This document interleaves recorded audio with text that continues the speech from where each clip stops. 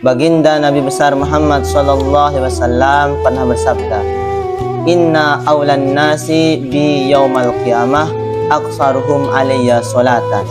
Yang artinya, sesungguhnya orang yang paling dekat denganku kelak pada hari kiamat adalah orang yang paling banyak bersolawat kepadaku.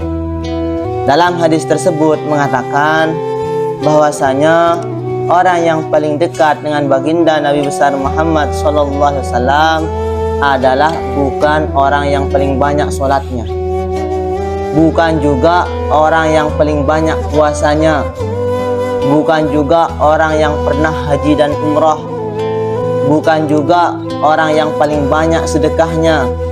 Akan tetapi orang yang paling dekat dengan baginda Nabi besar Muhammad SAW kelak pada hari kiamat adalah orang yang paling banyak bersalawat kepada beliau.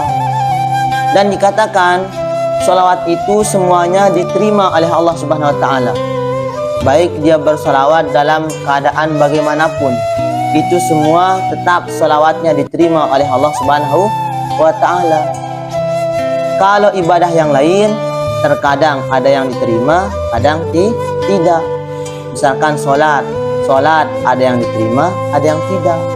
Puasa ada yang diterima, ada yang tidak. Haji atau umrah ada yang diterima, ada yang tidak. Sedekah ada yang diterima, ada yang tidak. Namun kalau sholawat kepada Nabi Muhammad SAW itu semuanya diterima oleh Allah Subhanahu wa taala.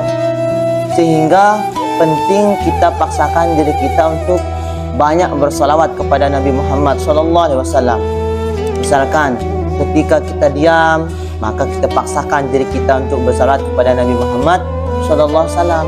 Ketika kita bekerja, kita paksakan diri kita bersolawat kepada Nabi Muhammad SAW.